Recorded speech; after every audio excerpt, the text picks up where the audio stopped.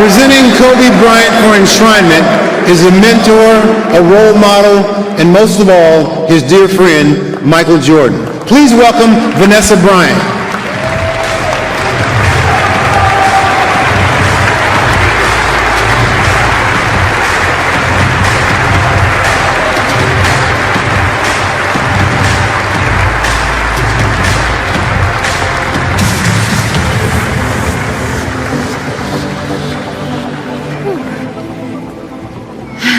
I'm okay.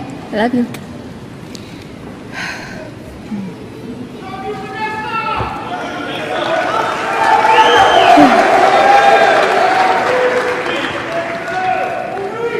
Last February, I called Michael and asked him if he would introduce Kobe tonight, and he graciously accepted. Thank you for being here, Michael.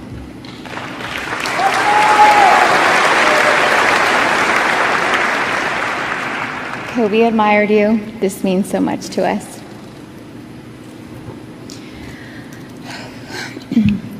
I used to always avoid praising my husband in public because I felt like he got enough praise from his fans around the world, and someone had to bring him back to reality. Right now, I'm sure he's laughing in heaven because I'm about to praise him in public for his accomplishments on one of the most public stages. I can see him now, arms folded, with a huge grin, saying, "Isn't this some shit?"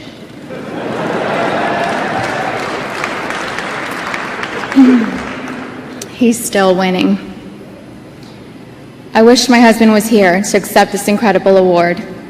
He and Gigi deserve to be here to witness this. Gigi would be so proud to watch her daddy get enshrined into the Basketball Hall of Fame. I know Kobe is really looking forward to being here. He asked the Hall of Fame to specifically add a 6th ticket for Capri. He was so happy. He didn't really talk about upcoming awards, but he did mention this one a week before he and Gigi passed. My husband and I were sitting at our kitchen island, and he and I had a conversation about my mother and father-in-law attending tonight's enshrinement. I invited my mother and father-in-law to tonight's enshrinement to thank them for bringing one of the most amazing human beings into this world. Pam and Joe, thank you for raising Kobe to be exceptional. Thank you to all of Kobe's family. Sharia, you've gone above and beyond. I love you.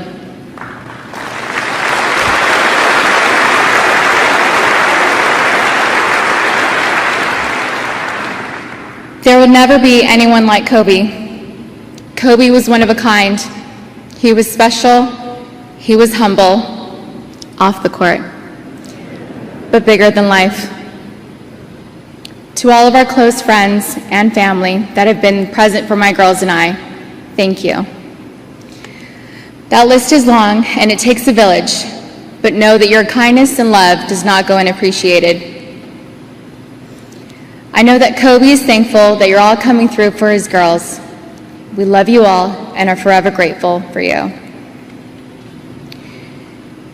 If my husband were here tonight, he would have a long list of people to thank that helped inspire him and equip him to be in the Hall of Fame. Family, friends, mentors, the Lakers, teammates, muses, and opponents. This is one of the many hard parts about not having him here. At the risk of leaving anyone out, I can only say thank you. To all those who helped him get here, you know who you are, and I thank you on his behalf. I love you.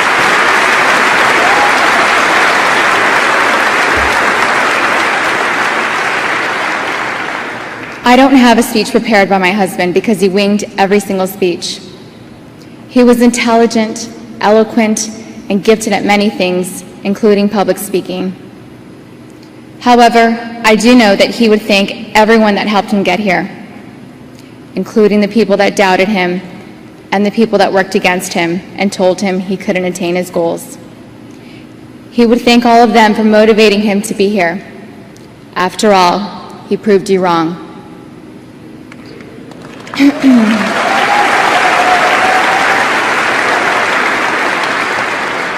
All of the athletes that accept a Hall of Fame award share the fact that they have to sacrifice a part of their lives to dedicate more time to their craft. It takes a lot of self-drive, dedication, and discipline. No one can take away from their own success. Kobe's personal stats speak for themselves. Kobe was on a different level. He never took shortcuts when it came to basketball. He gave this game his all. Kobe played through injury after injury. To name a few, he had IVs administered during halftimes to play through food poisoning and the flu. He played with a broken nose. He had a broken finger and had it snap back in place just enough to finish the game. He also taught himself how to use his left hand to play the rest of the season while his finger healed. He even swished 2 free throws with a torn Achilles and walked off the court on his own.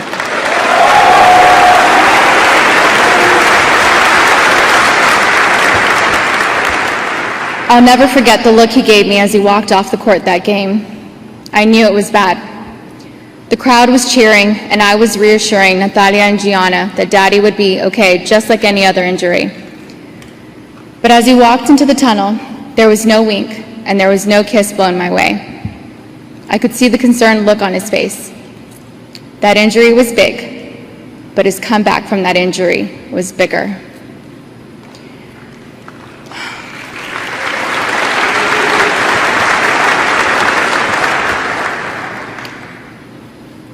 People don't know this, but one of the reasons my husband played through injuries and pain was because he said he remembered being a little kid sitting in the nosebleeds with his dad to watch his favorite player play.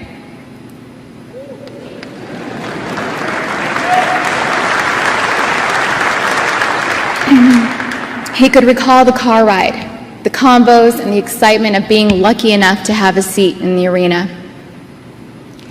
Kobe didn't want to disappoint his fans, especially the ones in the 300 sections that saved up to watch him play, the kids with the same excitement he once had.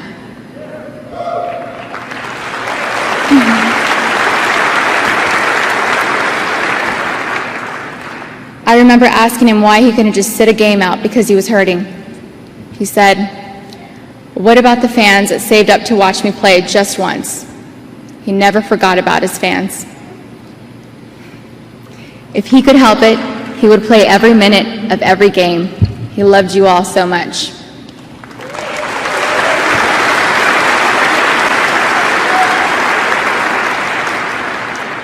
Kobe had many accomplishments. 5-time NBA champion, 5-time New York Times best-selling author, 18-time All-Star, a league MVP, and 2-time Finals MVP. 2-time Olympic gold medal winner. He is also the first professional athlete to win an Oscar.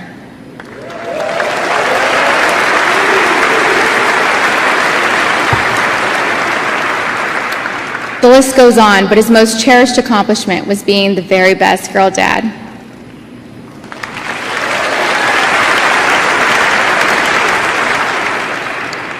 Usually people thank everyone that has helped them get here, but since I don't have Kobe's specific list, I want to thank my husband. He did the work. He broke those records, and he inspired people to be great.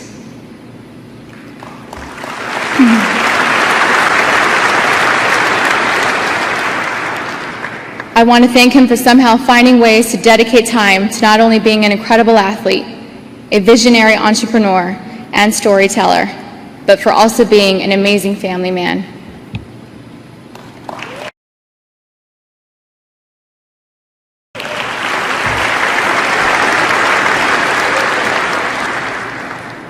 Dear Kobe, thank you for being the best husband and father you could possibly be. Thank you for growing and learning from your own mistakes. Thank you for always trying to be better. Thank you for never giving up on us. Thank you for all of your hard work. Thank you for our family. Thank you for our daughters, Natalia, Gianna, Bianca, and Capri. Thank you for working so tirelessly to provide for us and for giving us the most amazing life together. Thank you for waking up at 4 a.m. to train, for making it home to kiss me goodmorning, and for dropping our girls off at school, only to go to practice, come home, and pick up our girls from school whenever you could. Thank you for never missing a birthday, a dance recital, a school award show, show and tell, or any games our daughters played in if your schedule permitted. Thank you for putting your love for our family first. Thank you for bringing so much joy to our lives and joy to the people around the world. Thank you for inspiring us to be better than we were the day before. Thank you for teaching me and all of us to put someone else's joy before our own. Thank you for being so selfless and loving with a heart of gold. Thank you for never taking yourself too seriously. Thank you for your sense of humor. Thank you for your wit.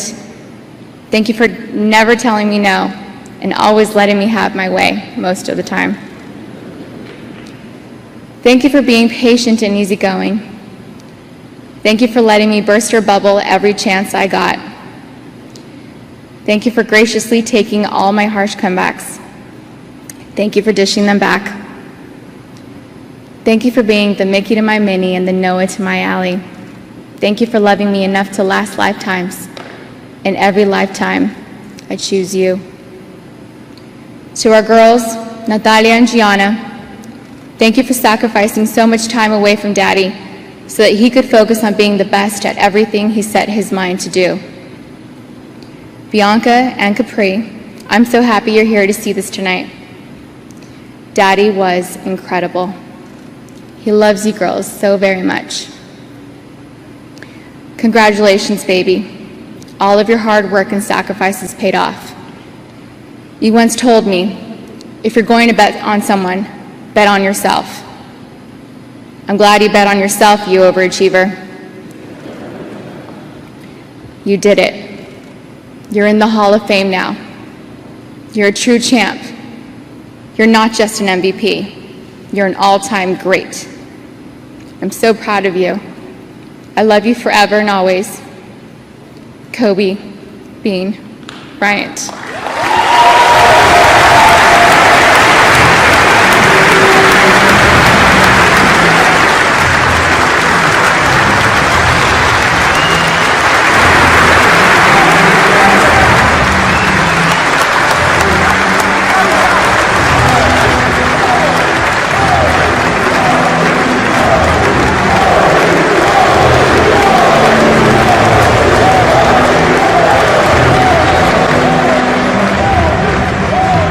We will return to the 2020. Welcoming Tim to the Hall of Fame is his teammate on 2 championship squads in San Antonio, the Admiral David Robinson. It's my pleasure to introduce Tim Duncan.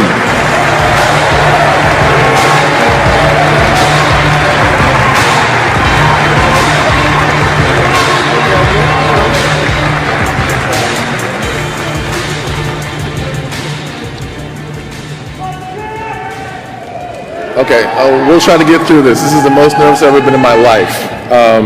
Been through finals, game 7s. This is officially the most nervous I've ever been in my life. Been pacing my room all day, so let's see what we get.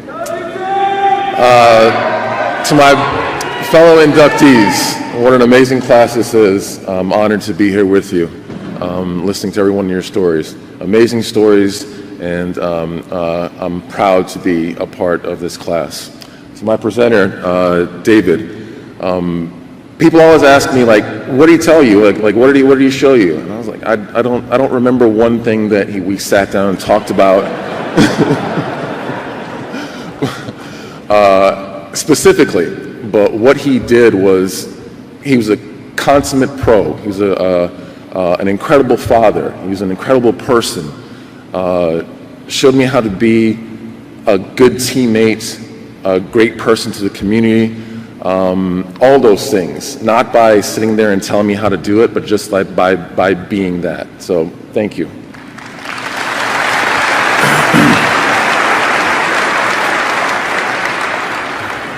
You're at your best when you face the best. And I want to say thank you to the late, great Kobe Bryant, to KG, you guys demanded the best out of me, and it brought the best out of me. Thank you guys.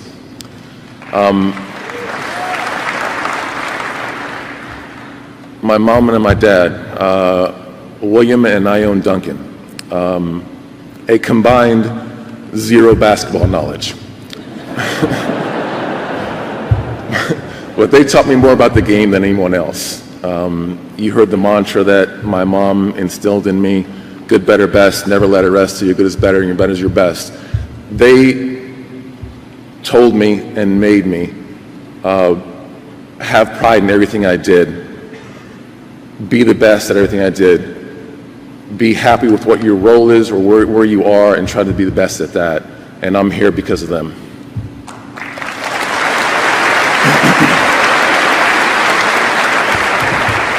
I lost my mom at 14, and in her place, my sisters stepped up to be my mom, my sister, my best friends, Cheryl and Tricia. Thank you. Thank you for all that you brought to me, for being there for me, no matter what it was. It's just, I love you. Thank you.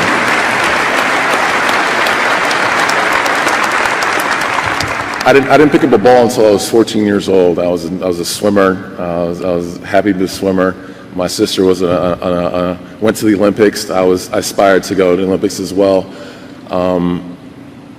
Lost my motivation to be a swimmer when my mom passed, when my island was hit by a Cat 5 hurricane, and my competition side of my swimming was taken away. My fellow classmates at St. Dunstan's, my sister's husband, Ricky, were there to step in and guide this lanky, uncoordinated kid who was way behind, and teach me all about the game, take me all around the island to play in pickup games and leagues and everything else. So to those guys, to Ricky, thank you. Thank you for being there for me.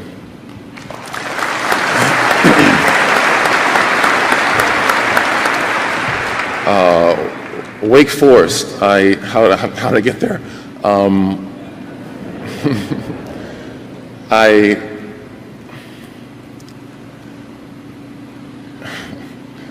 I was by chance in a game where Alonzo Mourning, I don't even know if you know, you were there, but Alonzo Mourning brought some pros around the islands to play in the game, and my friends called me up and said, hey, you want to play in this game against these guys? And absolutely, I want to do that. I make my way to the gym down there, and I don't even know how I played that day. Might have been good, might have been bad. There was a Wake Forest alum in that crew, and he called his coach and said, hey, you might want to take a look at this kid. Coach Odom comes down, and he wants to see me play. And the closest court to the hotel that he was staying at is where I went. And we waited around until enough people showed up. I played in a pickup game. Again, no idea how I played, but I played well enough that he offered me a scholarship. He saw something in me, and he took a chance on this kid from the islands. Thank you, Coach O. Thank you for seeing something in me that I didn't see in myself at the time. At that point, I was going to be a redshirt. I went from being a redshirt freshman, arriving at Wake Forest, getting chicken pox 2 weeks later, losing 20 pounds, to being a starter on a team that exact same year because of individuals who are still in my life. Randolph Childress, Mark Lucas, those guys stepped up for me. They went into Coach Odom's office and said, hey, you might want to wait on redshirting this kid. We might be able to use him. So thank you guys. Thank you for seeing that in me. Thank you for stepping up for me.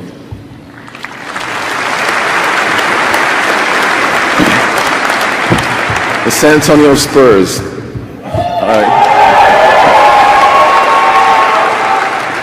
What an amazing organization, just through and through, top to bottom. The ownership group, led by the Holtz, your generosity is amazing. You put us in positions every year to compete, and I so appreciate that. Thank you guys for all that you do for us, for me and my family. R.C. Buford and the front office. Every year I was there, we had a team that competed because of you, because of the organization. Quickly, before I get into the rest of this, my docs, Signs and Schmidt, my trainer, Will Sevening, the man who stands in a line of fire for me because I hate talking to people, Tom James, thank you for all that you guys do for me.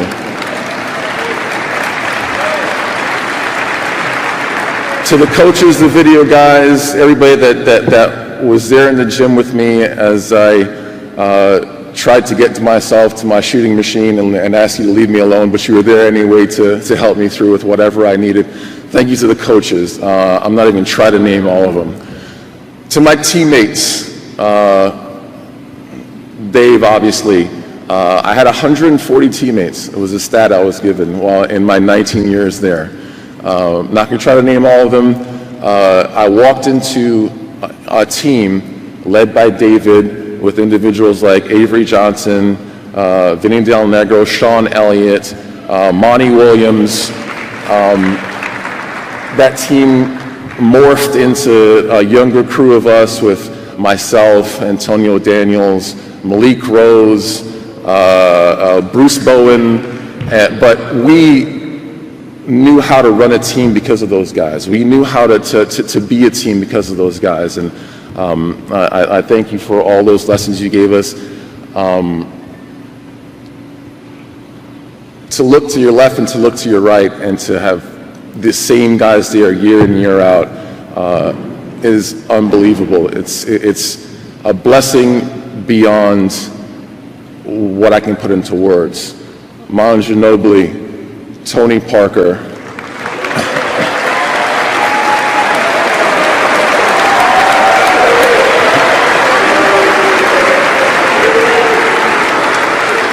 I can't wait to see you guys up here and for me not to be up here. It was an honor sharing the court with you guys. Thank you for everything. Thank you for your friendship. Thank you for your brotherhood. Thank you for all the experiences that we shared on that court. Thank you.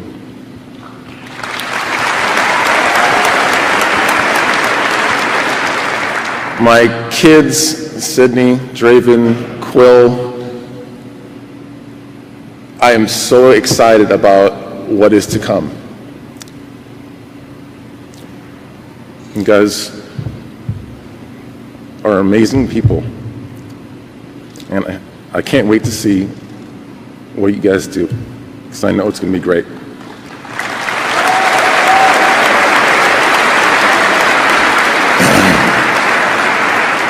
So my love, Vanessa, thank you. Thank you for your support. Thank you for your love that you show our family. Thank you for continuing to try to push me outside my box. And I need that, and you do that for me. Thank you.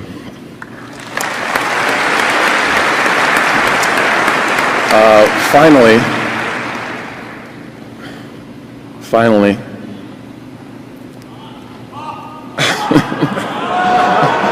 I don't want to talk about him. He's gonna get mad at me if I talk about him. Sorry, Pop. Coach Pop.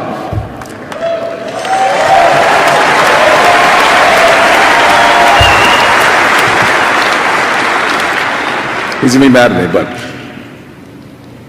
the standard you set, you showed up after I got drafted, you came to my island, we sat with my friends, my family,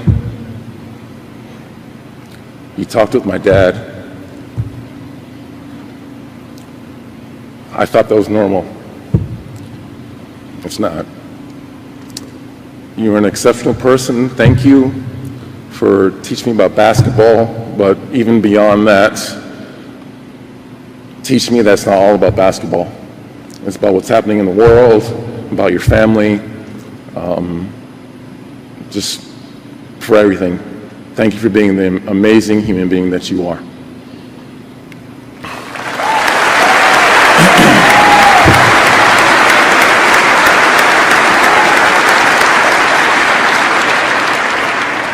This story and journey doesn't make sense.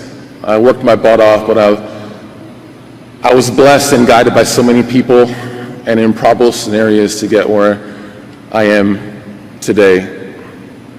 So to all the people that I mentioned, to all the ones I didn't, my Spurs family, my Wake Forest family, my Virgin Islands family, thank you. I appreciate and love you all.